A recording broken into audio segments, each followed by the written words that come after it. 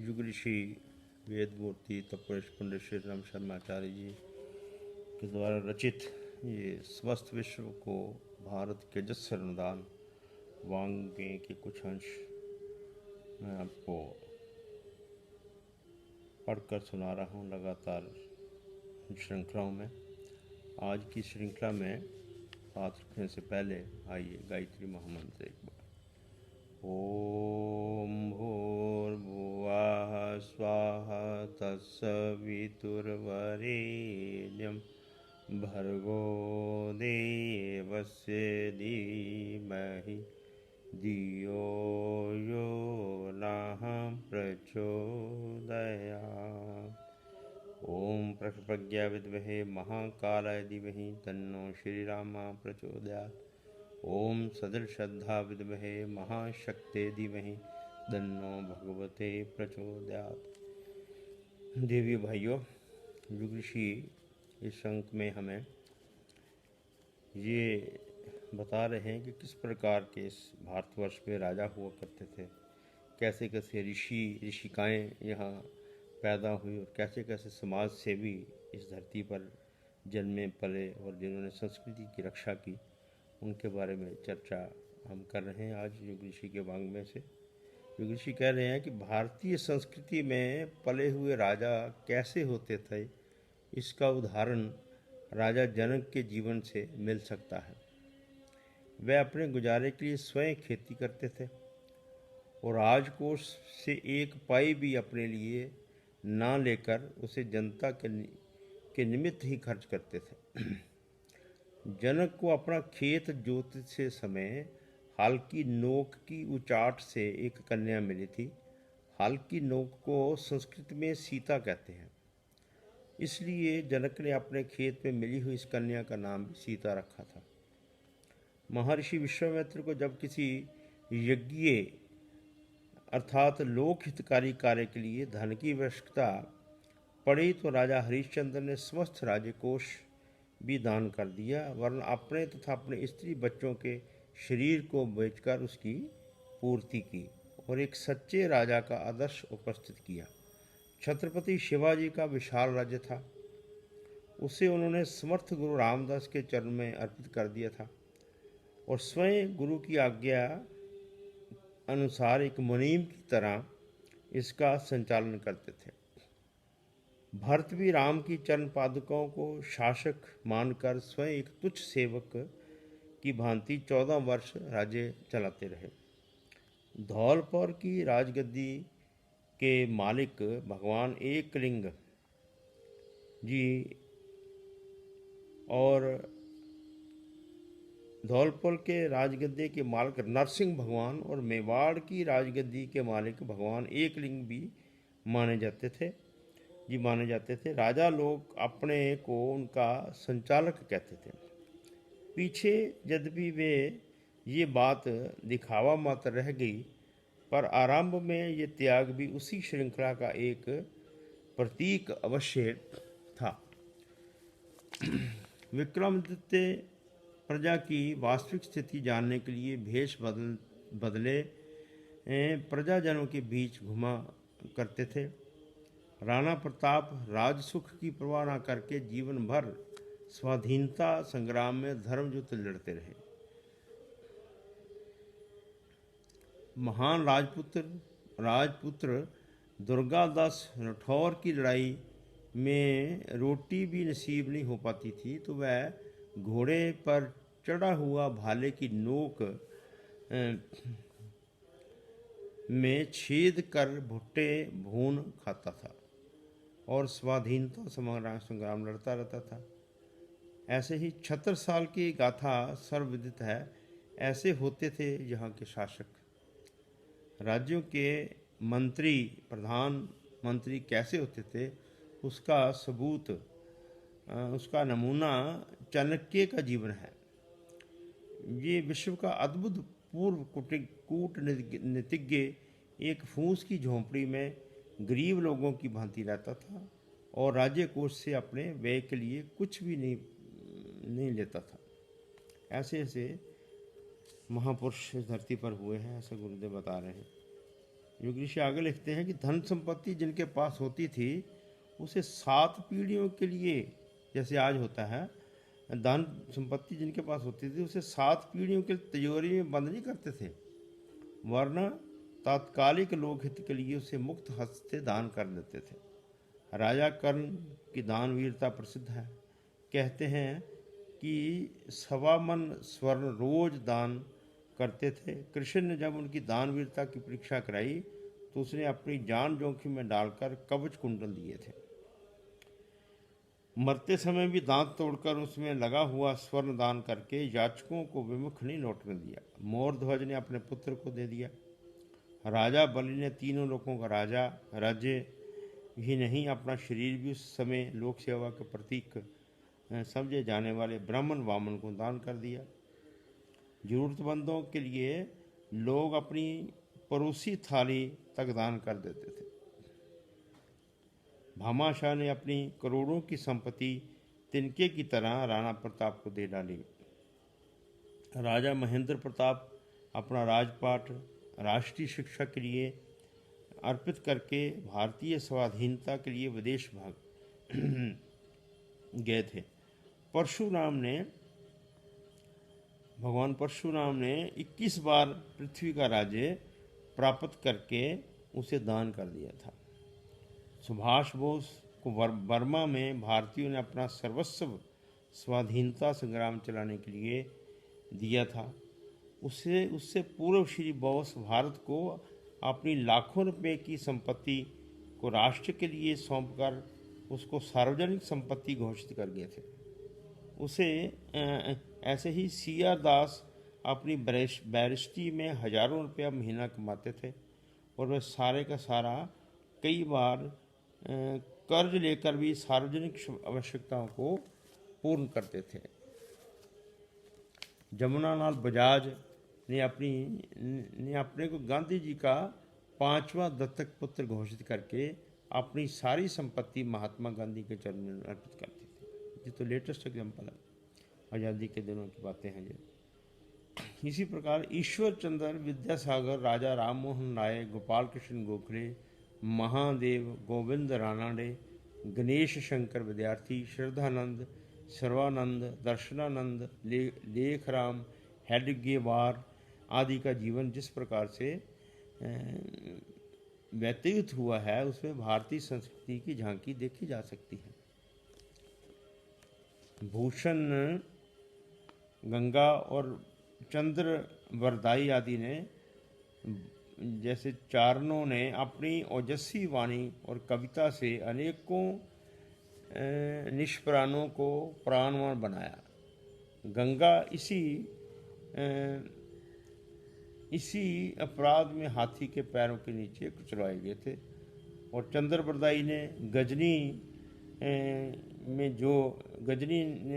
जो कष्ट सहा वह किसी से छिपा नहीं है। सन 57 यानी 1857 से लेकर स्वाधीनता के हिंसात्मक संग्राम के क्रांतिकारी वीर सैनिक और सन 21 से लेकर सन 47 तक की अहिंसात्मक सन 1921 से लेकर 1947 तक की अहिंसात्मक राज्य क्रांति में अगणित व्यक्तियों ने जो त्याग किए हैं उनकी गाथाएं पढ़ते सुनते हुए भुजाएं फड़कने लगती हैं। पाकिस्तानी बर्बरता के सामने सिर ना झुकाकर अपने धर्म का अक्षुण्ण रखने के लिए पंजाब और बंगाल के लाखों स्त्री पुरुषों ने, ये 1947 में जो हुआ, लाखों स्त्री पुरुषों ने जो त्याग दिए हैं उनका स्मरण करके चित्तौड़ की रानियों के जौहर और गुरु गोविंद सिंह जी के कुछ पुत्रों की स्मृति ताजी हो जाती है। आस्तिकता की प्रतिष्ठापना के लिए घोर तप करने वाले लोगों की संख्या कम नहीं है। इसी प्रकार ये अगले गुरुदेव बता रहे हैं कि जिस प्रकार ये वर्ग हुआ राजाओं का, शहीदों का और सामाजिक सुधारों का, उसी प्रकार ये जो हमारे संत परंपरा थी उसमें बता रहे हैं कि आस्तिकता की प्रतिष्ठापना के लिए घोर तप करने वाले लोगों की संख्या कम नहीं है, जिसमें नाम आते हैं ध्रुव, प्रहलाद, श्रीखे भक्त प्राचीन काल में हुए हैं, और मध्य काल में सूरदास, तुलसी, रामकृष्ण परमहंस, रैदास, कबीर, दादू, रामानंद, रामानुज,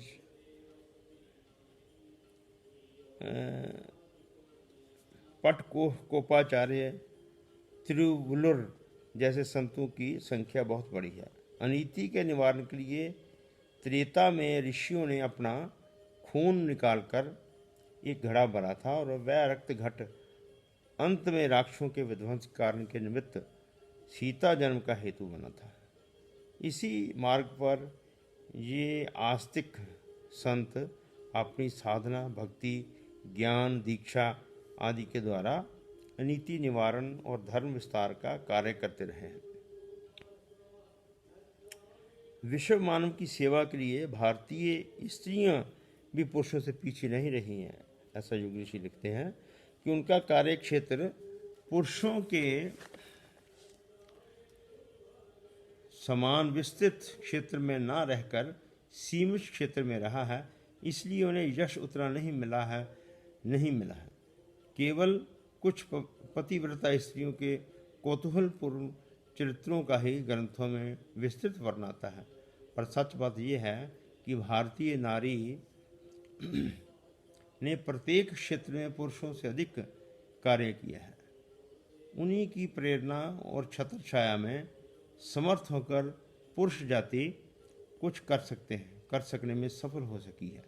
इसीलिए उनका नाम पुरुषों से पहले लिया जाता रहा है। सीताराम, राधे श्याम, गौरी शंकर, लक्ष्मी नारायण, उमा महेश, माया ब्रह्म, सावित्री, सत्यवान आदि नामों से में पहला नाम नारी का और दूसरा नर का है। कोई क्षेत्र ऐसा नहीं रहा जिसमें भारतीय नारी ने महत्वपूर्ण भूमिका संपादन न की हो। वेदों के दृष्टा जिस प्रकार विश्वामित्र आदि ऋषि हुए हैं, वैसी ही ऋषिकाएं स्त्रियां भी हुई हैं। ऋषि रेफरेंस दे रहे हैं ऋग्वेद श्लोकों का, जैसे ऋग्वेद 10:18 और 10 से इसे 134, फिर 10 और 39, 10.40, 8.91, 10.95, 5.28 और 8.91 आदि अनेक सूत्रों की दृष्टा घोषा, गौदा, विश्ववारा, अपाला, जूहू, अदिति, शर्मा, रोमशा, लोपमुद्रा, शाश्वती, सूर्य, सावित्री आदि ब्रह्मवादिनी स्त्रियां ही हैं। मनु की पुत्री ईड़ा बड़ी प्रकांड यज्ञ की थी। उसने अपने पिता मनु का यज्ञ करवाया था। मैत्री एक समय की अद्वितीय विद्वान थी। शांडल्य की पुत्री श्रीमती ने अत्यंत कठोर तप किए थे। महाभारत के शांति पर्व के अध्याय 30 में सुलभा नामक एक विदुषी का वर्णन है, जिसने शास्त्रास्त्र में राजा जनक जैसे ब्रह्म ज्ञानी के छक्के छुड़ा दिए थे। भागवत में स्वदा की पुत्री वयना और धारणी का वर्णन है। वह विज्ञान विद्या में निष्णांत थी, एक्सपर्ट थी। ब्रह्म वैवर्त पुराण में वर्णित वेदवती कुछ चारों वेदों सस्वर कंठस्थ थे। भारती देवी नामक महिला ने शंकराचार्य से ऐसा शास्त्रार्थ किया था कि बड़े बड़े विद्वान भी अचंभित रह गए थे। उनके प्रश्नों से निरुत्तर होकर शंकराचार्य को उत्तर देने के लिए कुछ मास की मोहलत मांगनी पड़ी थी। युद्ध कला प्रवीण कैकेयी को दशरथ की लड़ाई में अपने साथ ले गए थे, और जब रथ टूटने लगा तो कैकेयी ने ही उसका तात्कालिक उपचार करके पराजय से बचाया था। मदालसा महामाया के चरित्र की भी प्रसिद्ध है। चित्तौड़ की रानियाँ बूंदी की रानी दुर्गावती, झांसी की रानी लक्ष्मीबाई, चांद बीबी आदि के पराक्रम से दांतों तले उंगली दबानी पड़ती है। द्रौपदी, गांधारी, कुंती आदि की असाधारण योग्यता को सुनते सुनते तृप्ति नहीं होती। मीरा ने लोकलाज छोड़कर राज परिवार त्याग कर जनता जनार्दन के लिए हृदय में भक्ति का दिव्य रस ओतप्रोत किया था। समाज सुधार और राजनीतिक क्षेत्रों में प्राणपण से संलग्न महिलाएं इस शताब्दी में भी कम नहीं हुई हैं। महापुरुषों और महान नारियों के दिव्य चरित्र में से भारतीय इतिहास का पन्ना जगमगा रहा है। और जहाँ घर घर में ऐसे नर रत्न पैदा होते रहे हैं जिनकी उज्जवल चरित्र प्रकाश स्तंभ की भांति आज भी गिरी हुई मनुष्य जाति का पथ प्रदर्शन करने के लिए प्रस्तुत है। ये क्रम इस देश में केवल इसलिए चलता रहा कि यहाँ ऋषि प्रणीत संस्कृति के प्रति लोगों की गंभीर आस्था रही है। इन धर्मशास्त्रों, ऋषि प्रणालियों, आप्त वचनों और अनुगमन करने के लिए लोग श्रद्धापूर्वक हृदय और मस्तिष्क के द्वार खोल रहे हैं। आज भोगवादी भौतिक संस्कृति ने उस हमारी सनातन परंपरा के जन साधारण को विमुख कर दिया है। फलस्वरूप सर्वत्र और अशांति, दारिद्र्य, रोग, शोक, भय, उत्पीड़न, तृष्णा और वासना से सभी के हृदय जर्जर हो गए। युग ऋषि आगे लिखते हैं कि हमारा निश्चित विश्वास है कि भारतीय संस्कृति ऋषि प्रणीत रीति अपना करके मनुष्यता का उत्कर्ष हो सकता है। ये युग ऋषि का विश्वास है। आइए उनके विश्वास में हम भी अपना सहयोग प्रदान करें और उनके ज्ञान को, इतना जो समुचित ज्ञान उन्होंने भरा पड़ा है उनकी किताबों में, उनके ग्रंथों में, उसका कम से कम लोगों तक पहुँचाने का प्रयास करें, ताकि हम सभी और हम खुद भी, अपने परिवारों को भी और आने वाली पीढ़ियों को भी गौरवान्वित करने के लिए ये बता सकें कि हम सनातन धर्म जो है, हिंदू धर्म जो है, हिंदू संस्कृति जो है, ये कितनी महान है और कितने महान लोग इसमें पैदा हुए, क्यों हुए, उसके कारण युग ऋषि बता रहे हैं। अगले अंक में इसके बारे में आपके सामने मैं प्रस्तुत करूँगा। इसी के साथ आज की बात समाप्त। धन्यवाद। ओम शांति।